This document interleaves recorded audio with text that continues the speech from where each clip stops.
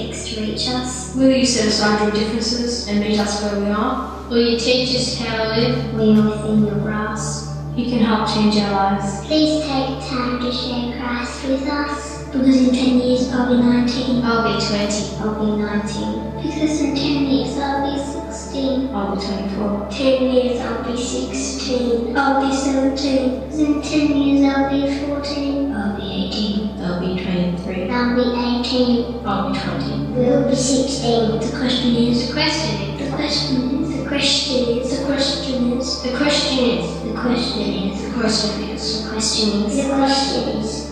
In 10 years, will you have made a difference?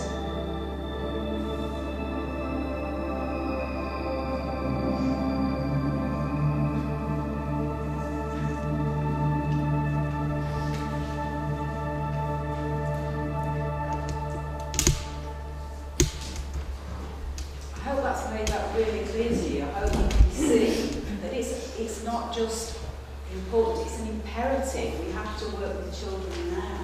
Childhood is such a small amount of time. If we don't engage with children and families now, they'll be grown up and we'll have missed a whole another generation. So we've missed a generation already. We're in danger of missing another one unless we start to engage with children and families now. I'm going to add some statistics to that. That's the wrong way.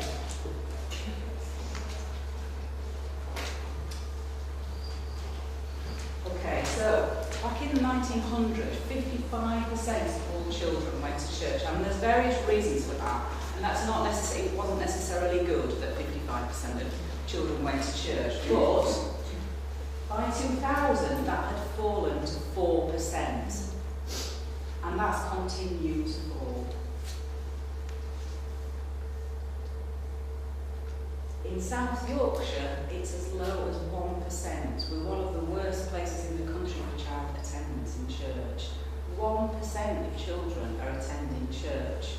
That's really scary, and it's one of the significant things that you told church decline. It's not that we're just that we're not reaching the children, but it's actually causing our churches to decline as well.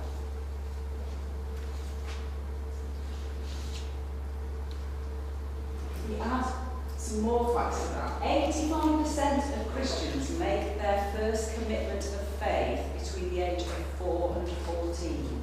That's astounding. 85% of Christians make their first commitment of faith while they're still a child. If we are not reaching them in that small period of time, then we're probably going to lose them. So it's such an imperative that we do something now. And add to that, if people have had no Christian teaching by the time they're 18, very 6% of them are likely to become Christians. So if they've had nothing at all, no seeds at all sown, then it's unlikely that they're actually going to make a commitment of faith. Now, families are not coming to church for a whole variety of reasons. It might not be good timing. There's other things happening on a Sunday morning. Families are separated. There's part of the family here, part of the family there. Church is just boring and not right for them. If they're not coming to church, they're not coming to us no matter what we do, and I'm sure that's what a lot of you are finding, that Sunday school numbers are really, really low, then what do? We've got to do something about it. We've got to be prepared to think differently. We've got to think out of the box. We've got to go to where the children and the families and the young people are. We have got to go to them because they are not coming to us anymore. But there is good news.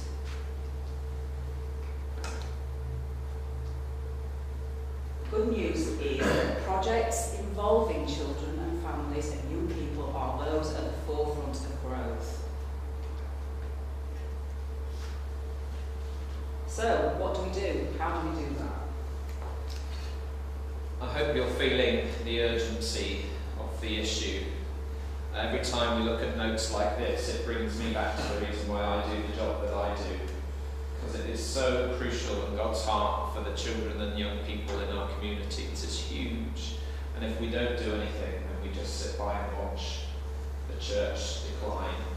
So I hope in your heart something is pounding right now that you're ready to do something. and many of you are doing something. But the challenge from our workshop today is to think, are we going to where they are? Will we go? In the main conference centre, Mark suggested that there are waves, aren't there, of engagement from sort of church inviting into, and then sort of loosely connected to church and further out. And I think we're finding that the children and young people aren't comfortably, on the whole, coming into church. So will we go to where they're at? I wonder what it could look like, whatever it is. What might be the thing that you and your church could get hold of to open a door, to invite, to meet the needs of the children and the young people in your community? What would it look like? Would it look like a messy church event with crafts and stories and music and talk and food and relationship? Or would it look something different? Would it look like a skate park? Would it look like a coffee shop? Would it look like a nursery group? What would it look like? And where will it happen? We often start with the in-the-box answer, which is, well, what buildings do we have in the church? We've got the church hall, we've got the church, we might have another room or two that we can use. But have we ever thought, well, maybe there's a different place it could happen. Maybe it could happen in the school. Maybe we could start conversations with our local schools. Maybe there are community buildings, or there are neutral places in your communities where people already connect, where the children already have an affiliation with because they go to a certain group or they're connected in other ways. So let's think outside of our church buildings and to think, where best could it happen? For some of you, your church buildings are the best. So go with it.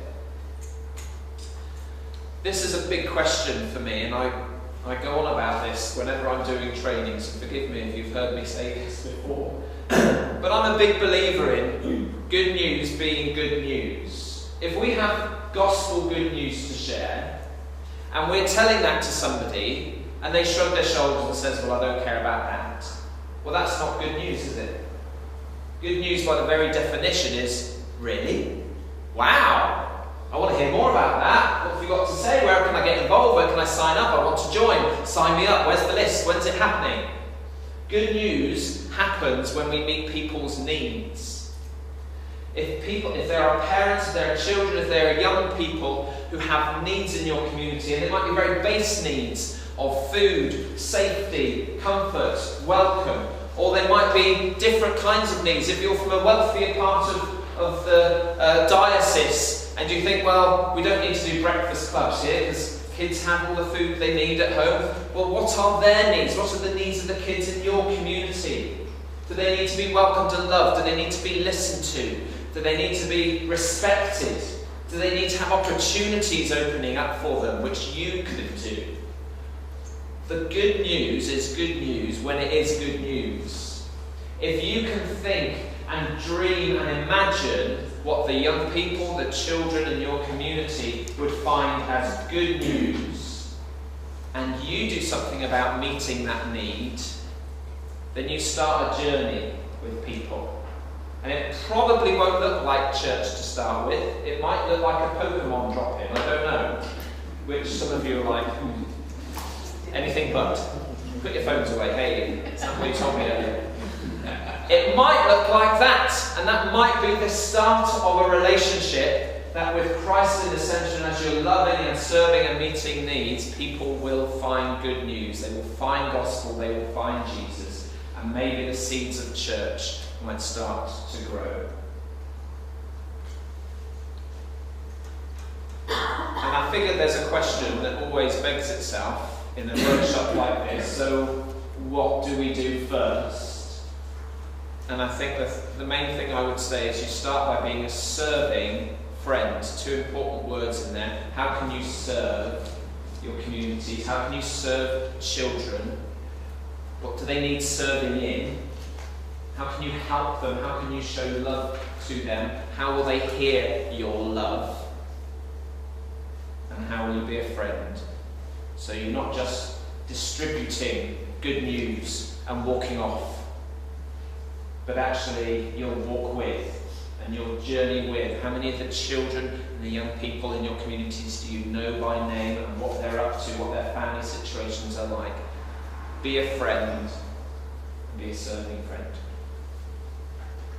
Okay, I think often in these kind of forums you hear all the stuff and you go away and you forget what you've heard. So I know we're really starting on time, but I just feel at this moment I'm just going to break and ask you to talk to the person next to you and think, where are the places, where are the children in my community, where are the families in my community, where could I go and meet those children? So just 2 minutes, talk to the person next to you about the places in your community.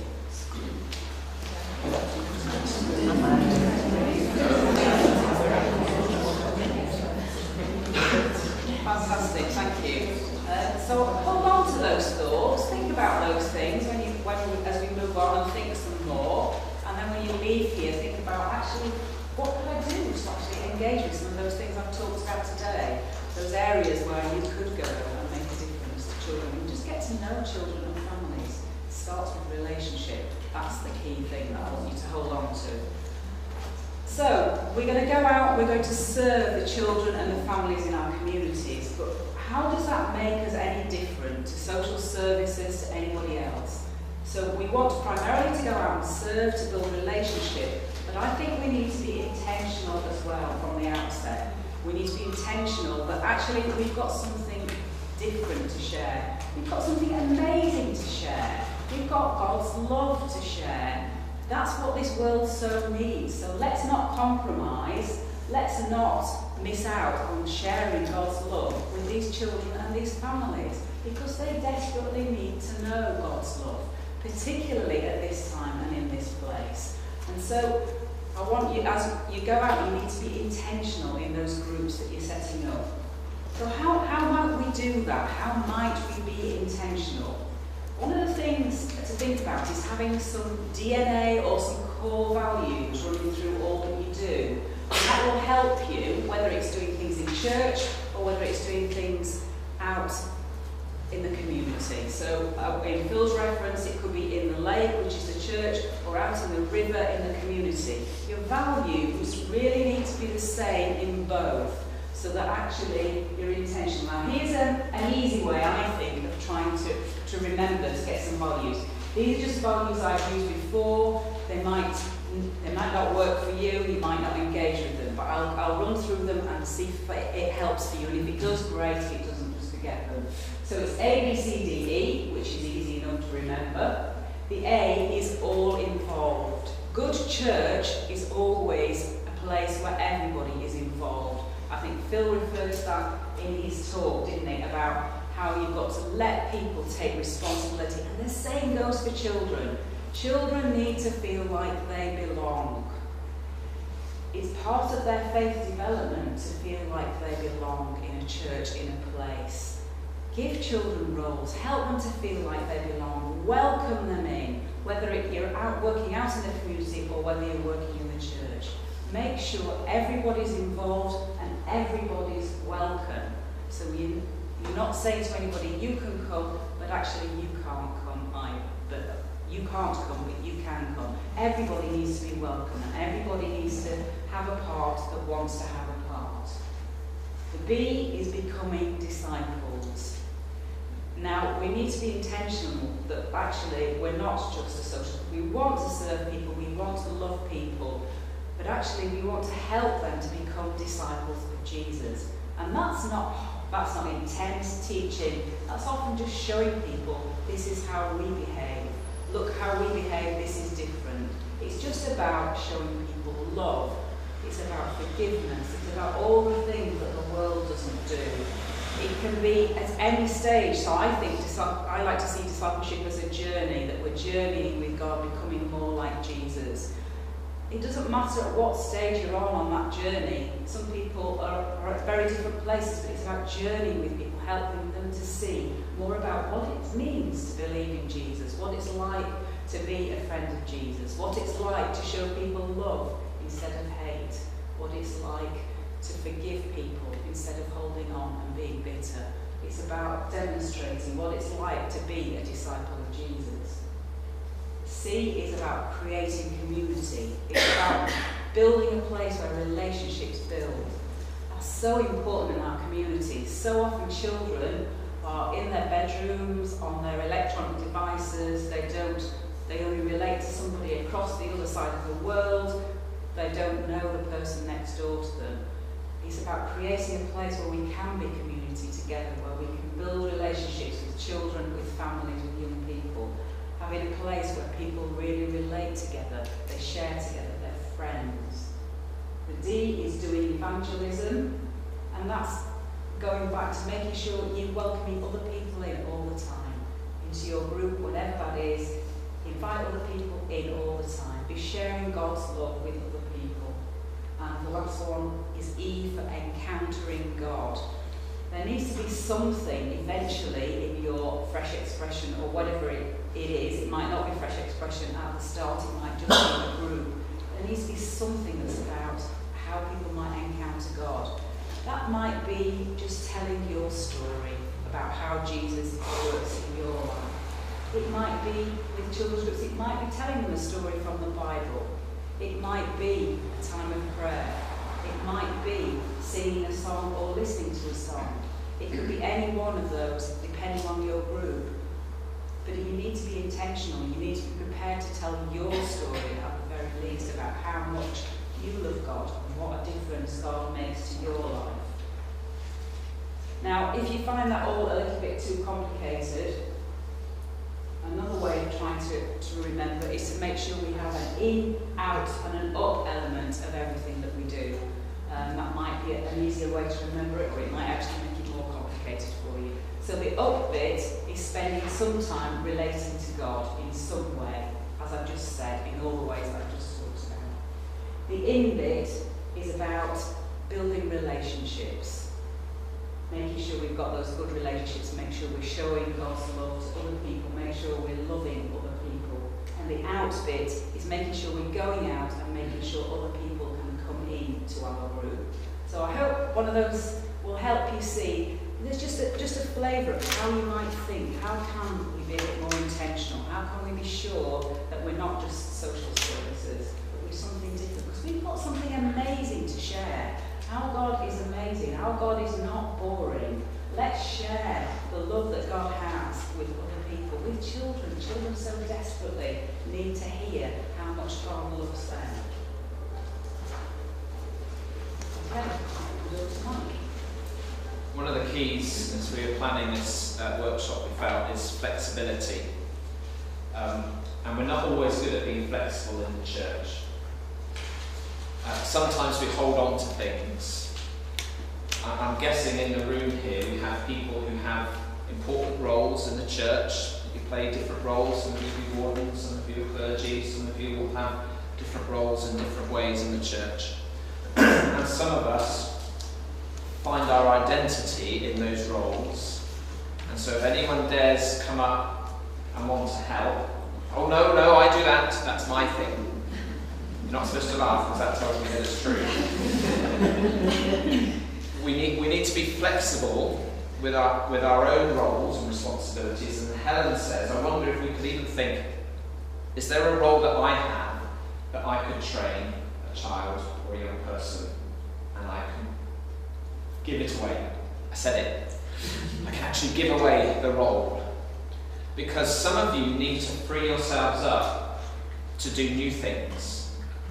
If God is putting on your heart that you want to see new things, new ministries, new church, new things happening, you might find that you're already holding too many balls in the church and you need to pass some of them on.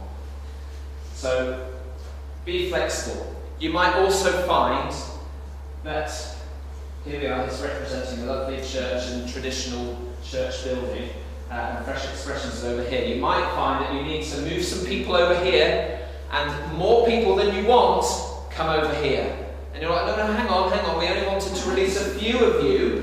We don't want you to see this as all the exciting new things, and half the congregation start to get involved in something new. But then you might find, well, some of them might go back again as well, and move around. But in church growth stuff, nothing is very ordered and predictable. I think it's very unpredictable. So to go into this thinking, I'm going to have open hands, I'm going to be flexible, because it won't all go the way I think it might go. So be flexible with people, releasing, be flexible with your own roles, giving up your responsibilities, taking on new ones, drawing people alongside you, I think is a healthy way forward. But enough from us two. We're going to invite some of the Centenary project workers who are looking at their watches saying, it's already past the time they said I was coming up. Or maybe not, they've not even got a watch on. It's a new generation, ladies and gentlemen. We're going to invite a few of them up to tell some stories. So Dawn, Dan, Helen and Hannah would like to come and join me. Well, while they're coming up, I just kind of give you what I want you to go away from here thinking is, we can do this, we can go away and do something different. So these guys are employed to do what they do, but what they're trying to do is help churches and volunteers to go out and do things. So don't think the stuff they do, I can't do it because they're youth workers and they're trained and they know what they're doing. The stuff that they're talking about, any one of you can do, and hopefully what I see their roles is being catalysts, helping you guys to go out and do the stuff. So I hope the thoughts you had earlier when you were talking about what is there in my community, I hope you can start to see, actually, what could I do? And it's just a little bit of a shift to think, I could go out and meet people there, but let's just shift it slightly to make sure that we're just becoming intentional and we're not just running a group. So we're going to talk to them and hear what they're doing. So I hope some of their things will inspire you, because everything they do, you can do as well. Okay, so Dawn first.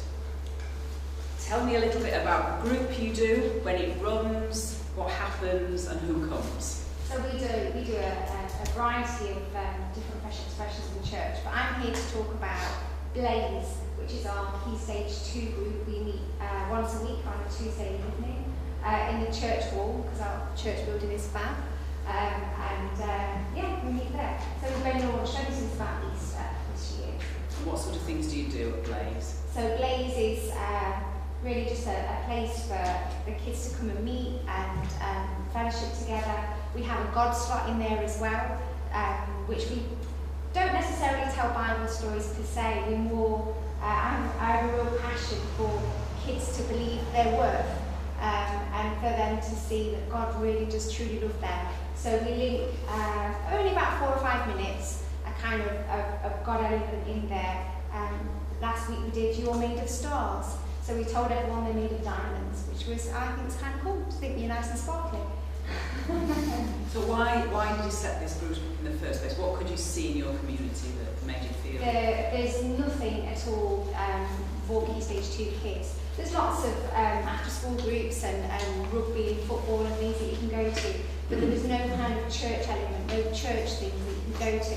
So it was about bringing the church into the community, giving the church a base, not these old boring people that go to church on a Sunday and don't interact with the community at large. So that's why it was set up. Okay, thank you, Dawn. Okay. Hannah, all of these people are involved in lots of different things, so I've just asked them to talk about one project, hoping that there's some different ideas that might inspire you, things that you might do. So Hannah, tell us about your group, when it meets, who comes, what sort of things you do. So in one of my churches we run a messy church, so we do 2 types. We do it in school once a month, working with a different key stage at a time, and then during the school holidays we do it in church. So what else did you ask me? Okay, who comes? Who comes? Who comes? The one in school, all the children in that key stage are invited, and their parents and carers are invited to come in as well. And then the one in church, we send out leaflets with every child in our church school to invite their families and all the baptism families we have, because we have quite a large number of baptisms. So it's a great opportunity. Okay, so why was it set up in the first place? What was going on in your community that you thought Messy Church would be a good thing to do? We were really keen to make some kind of link with our church school. Our vicar went in doing assemblies, but other than that we didn't really have a strong link, so we set up Messy Church to try and build a really good relationship with them. And then in church as well, with the amount of baptisms we have, we felt like we weren't really reaching out to them, so they came to the baptism and then that was that. Whereas Message Church, we invite them to it, and quite a lot of them come and then carry on coming. So we really felt there was something missing that needed a whole thing. So what does Message Church look like that makes it church? What are the elements of Message Church that make it church? When it takes place in church during the holidays, we start with, usually by setting the scene, so there's always a theme for that month or that time. So we've done biblical beaches, we've done Christmas, Passover, handing your rose to God, all sorts of different topics. So it starts setting the scene, whether it be a reading or a drama. We open with a prayer and then share lunch together. And then there's usually about 6 to 8 activities where they go off with their families. And they're all themed around that topic. And the whole have like message time. And so in October we're doing about salt and light and how God is the light of the world. And could be their light. And then we come back together at the end to share what we've done and close with prayer. And we have worship songs, and so there's a real theme behind it. Thank you. Okay. This is Dan. So Dan, what group are you going to tell us about? Tell us where it meets, who comes, how often it meets, and what you do. Okay, so we have a Friday night youth group. It doesn't really have a name other than Friday night youth. It's for young people, and I have to say it's for young people. We initially aimed at teens, but we ended up getting quite a few younger kids coming along with their older brothers and sisters. So it's for the young people of our community. We have it in church. We use the entire church building, and we kind of just open up the doors, let them have free rein, and let them kind of open space. We meet every week. Okay, so what made you think that this would be a good thing to set up? What was happening in your community already that made you think, actually, that would be a good thing to do? So we have an outreach team that has been doing evangelism on the local skate park for past, I think kind of 36 to 24 months. Started doing a walk around with a sheet just asking people. It developed into this regular ministry. Alongside that, a monthly youth group started, and we wanted to kind of combine both together. So we started this weekly group as an extension of the monthly youth group, but also as a base for the outreach team. What kind of thing do you do? Okay, so what do you do that makes it more than just a social club, that makes it different to any other youth group? So what makes it different to the youth groups that could be happening anywhere else? So our primary objective is to just be Jesus, kind of share God's love and show God's love. We open the doors and we demonstrate church, so we pray with them, we do worship. They don't always engage with it, but we do it, we demonstrate it, and slowly but surely they kind of get the idea of it. And we are, having gone for almost a year now, we're seeing their behaviours starting to change. They're starting to apologise for swearing, starting to kind of shift their attitudes and kind of wondering, or want to act different because these guys are acting different, and there's something about that. Okay, thank you. So you're not putting clever things in place, it's all about being Jesus, being like Jesus and letting the people see that. Okay, thank you. So, Annabelle, tell me about the group that you're involved with, when it meets, who it's for, what sort of things you do. Okay, so in our church we run a monthly group called Integrate, which is for primary school children, and then it's also for their parents as well. So it's kind of what structure. Yeah. Okay, so the structure of the session is that there's an hour of time for like crafts, games, activities, stuff like that. There's music playing, and then everyone gets together in a big circle, and they have like kind of like party games, I guess you'd call it, just big group games. And there's also time for a short message, which is about like faith and life. So we had one last week, and that was about friendship and how we can be friends with each other, but also how Jesus shows his friendship to us as well. So that gets that element of talking about God, and that's not just for the kids, the parents join in with that circle. We have like 40 people all together in that circle, and we run it in our church building. It's got a nice open space so the kids can run around in it in the main hall. There's also like a cafe space with just like sofas for the parents to sit down while we look after their crazy children. They can enjoy coffee while we play with dice. Okay, so what was the ethos behind that group setting up? What was the thinking? Why was that group set up in the first place? Our church used to do Messy Church, but they kind of realised that they were getting mainly girls, but there are actually a lot of boys in the local primary schools.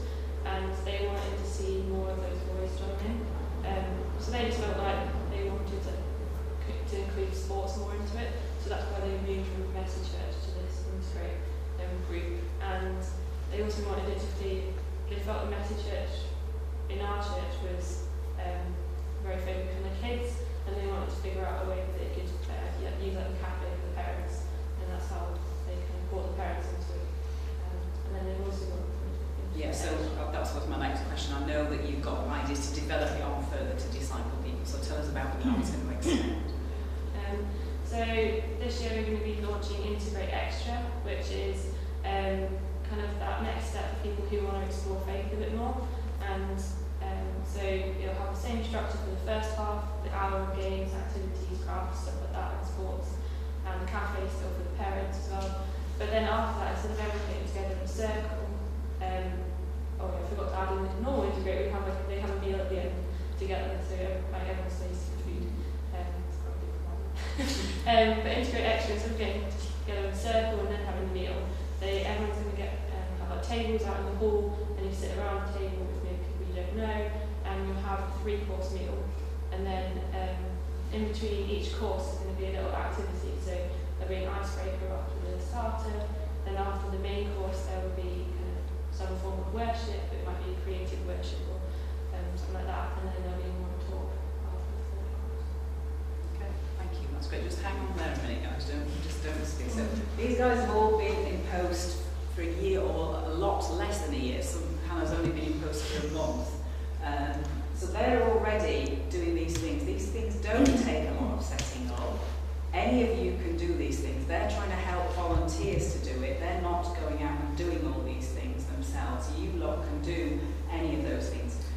The ethos of the Centenary Project is that we need to do mission. So that's what the Centenary Project has been set up to help churches look to mission, to help churches look at mission with children and young people and families. So as part of all of their job descriptions, they need to be missional.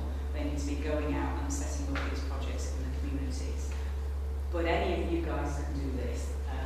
You can all set up something small yourself, be out there and meeting people. While they're here, ask them questions. What would you like to know from them while they're here? What have they said? You think, what did she or he actually mean about that? How does that happen? Come on, put us on the spot. Are you all working in the city area, or are any of you working in very small villages?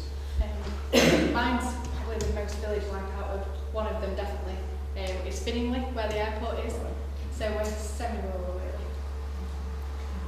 I'm in a village, but it's so right on the edge of Rotherham. It's Branley, so it's got quite strong links with Cockayne and the rest of the town, but it still maintains that village mentality.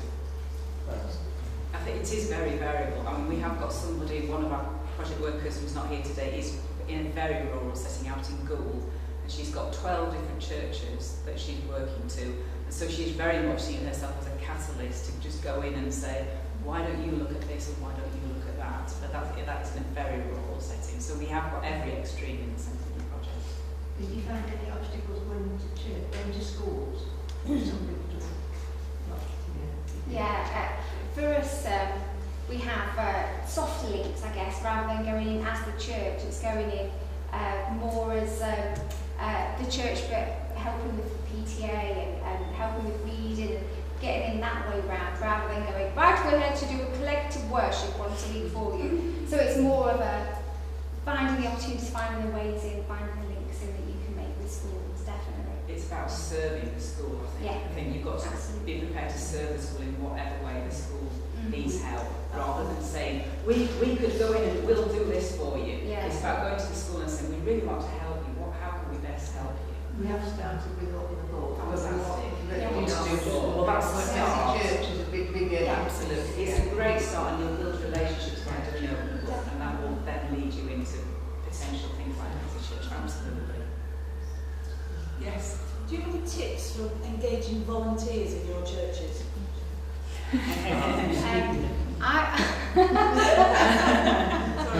think it's about recognising where people are. I remember somebody saying to me, nobody comes and asks me to be a volunteer. So I think it's about actively asking people, actively saying, do you know what, I think you'd make a really great youth leader. I think you'd be really great at doing this, and highlighting that, oh yes, I think I would be, yes, I will come and help you. That's supposed to work. Building on their strengths, isn't it? We've got one lady who was a fantastic cake baker. So for Messy Church, we ask her if she can make us a cake, and then she sits with the children to do whatever, decorate it, or and that's got her involved. So it's seeing people's strengths and asking to borrow them. Yes, it's definitely about going where people's strengths are. Everybody's good at something, and it's about using those gifts. And people might not be good at standing up front with children. It's not about that. It's about what other things could they do, and it might be behind the scenes, or it might be just listening, chatting to a child, or listening to a child reading in school. It's about building relationships in whatever way, using the gifts that people have. We like to give them ownership. Yeah. So they feel like they have some level of responsibility and ownership of the group. So like if they help, their responsibility is the captain. Yeah. We give them levels of like ownership and responsibility, so they feel like they're like a really valued part of it. Yeah. It is about valuing the gifts that people have and identifying that and thanking people and appreciating people. Are you all congregational members? Of the congregations that they're working, yes. Because we had a Messy Church, but we've got quite an elderly population in our church. And people that run it started getting tired and not got messages anymore. Often a way around that is to set something up and then use the parents that come to be your volunteers, because they've got more energy. It's about growing those relationships with those people, and then they're the people with the energy that can actually do some other things. So for me, that's a key thing, using the people in your community as your volunteers, because we're all all disciples in training, no matter what stage you are on the journey. You don't have to have got it right before you can lead something. I wanted to ask about, I forgot your name, sorry. Dan. Dan, you said that you went out to meet like sort of where young people hang around with the soul. Oh, the skate park. You know, like when you did that, I was just thinking about child protection and all things like that. Did you get involved with the local police community as well before you did it? Because I just thought if you just turned up and you got, it could be a bit tricky. Did you manage to get around? So actually that was before I actually started the church. This group, it started off as a group of people just kind of wanted to know how they could serve the community better. So they went out with a quick survey and they went door to door and kind of asking what people wanted, what they'd like to see the church doing, if there's any way they could help. And while they were doing that, they noticed that a lot of the young people were hanging around this particular skate park. So they started going to them and asking the same survey, asking how they could help. And one of the things that came from that was, well, you know, if you had some like hot drinks or something, we can come and have a drink with you. So that's what they've done every week, is they've taken the hot drinks, they set up a little table with hot water, tea, coffee and some biscuits. And they just stand there and people come over to them, ask for a hot drink and have a quick chat while they're having it. And those that want it will ask more questions or maybe will say something. I think the police are made aware when we do larger events, they're always like, no, this is what we're happening, what we're doing. And there is good community links, but it's the fact that they've gone there regularly, they're an established face in that area, that people know who they are and what they're doing. And obviously all our volunteers are DBS checked. Yeah. So we've got to ask them, yeah. These are burning questions. I mean, we'll all be around all day, so it's obvious who we are. Come and talk to us. Talk to us about the Centenary Project, talk to these guys about what they're actually doing on the front line of the projects that they're doing, because you know that they're inspirational. A lot of the stuff they're doing is really inspiring. So just come and talk to any of us. Okay. Should we give them a round of applause?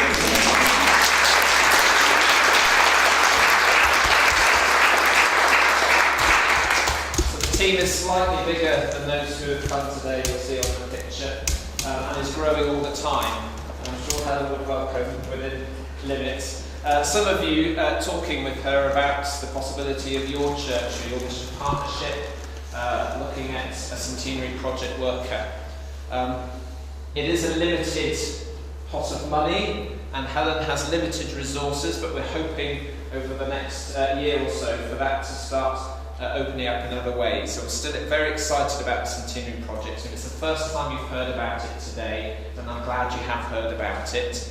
Helen certainly is here, as am I, outside of today as well. If you have other questions that today has raised for you about connecting with children and young people, we are on emails, we're on telephones occasionally, and we would welcome a conversation with you. And if you really are developing plans in your church to move forward in children's or young people's work, then we have been known even to come out to a PCC meeting occasionally,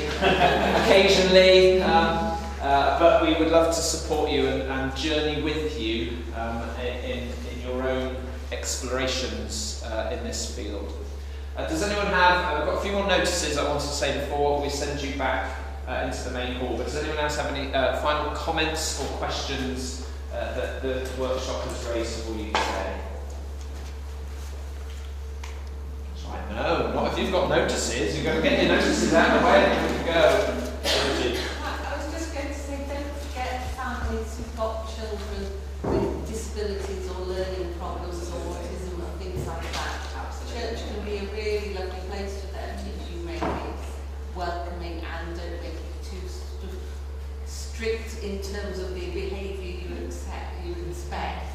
Yeah. And it can work. It can be a great haven for them. So being flexible again is that wonderful word, but also what are the needs of the children in your community, and they will be varied and vast. Some of them will be very active children, and one of the things that I'm reminded about, one of the workers said about, some of the activities we put on attract the girls, but where are the boys? Certainly as the boys get older, where are the boys? So I'd really encourage you to think about what are the needs of 10, 11, 12-year-old boys. What makes them come alive? What makes them excited about life? What do they need? And how can you as a church, how can you as people provide the wonderful gifts that the church has to offer of family, of love, of acceptance, of places of adventure? And it's a wonderful way to get the men in your church, if you have any, involved as well. Often in children's work, it is the females who support and have held the ministry for so many years, and sometimes that's why the boys drop off, because they don't see the role models they need to see in those positions.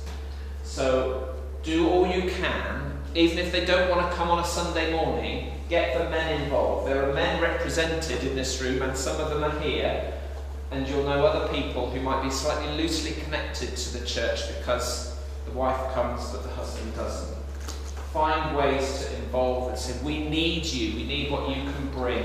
Can you help us in this group that will particularly appeal to these boys? We're going to do some woodwork groups, we're going to do some gardening stuff, we're going to do these kind of activities that maybe some of the men would love to actually offer their help and get involved. Dan? I was just saying, we're actually at a Mesa Church on Sunday and we're building benches. We've got 3 new families coming because the dads found out about it and want to come build benches. Build a bench, get some more pallets and break them apart. I have a 10-year-old and he just loves to have a hammer in his hand and like, have we got some wood? If we go anywhere and there's a scrap bit of wood on the ground, I want to take it home. Because he likes working with his hands. And some of you are wonderful in doing that with your messy churches as well. You have practical things that the boys can engage with, that's great. So let's not push the boys away with the activities that we choose. Anyway, that was the final thought. A couple of things that we want to just flag up to you. You've had flyers on your chairs. The Centenary Project flyers, your contact to Helen and the whole project if you want to continue a conversation there. There are a few events coming up. On the 16th of November, we have 2 of these gatherings per year. One in November, one in May time, and there's a timer on my slides, so it's going to go now. Should have taken that off, can't do it now. My own pet peeve is when the technology doesn't work. Let's just, right, read it quick while it's there. Wednesday 16th, 7 till 9:30 in Thorpe, Holy Trinity Thorpe Hesley Community Centre. A time and evening to welcome you all involved in children's and youth ministry to come and share ideas and some dessert together. We also have a Breathe Deep youth event coming up in the new year on the 20th, so young people, 11 to 18-year-olds, are more than welcome to that. And next March, now we're really pushing the diary pages. I haven't got my 2017 diary yet, but so I can't tell you about that one. It's our Joined Up conference, which is for all those again involved with children's and young people's work, to do some workshops on different things. And you can sign up online at joinedupconference.com. And it's on. Thank you for coming. I hope it's been inspirational. The team are around over lunch. If you see a black hoodie with Centenary Project on it, please grab them to continue the conversations. We are due back into the main conference centre now to hear about St Peter's College.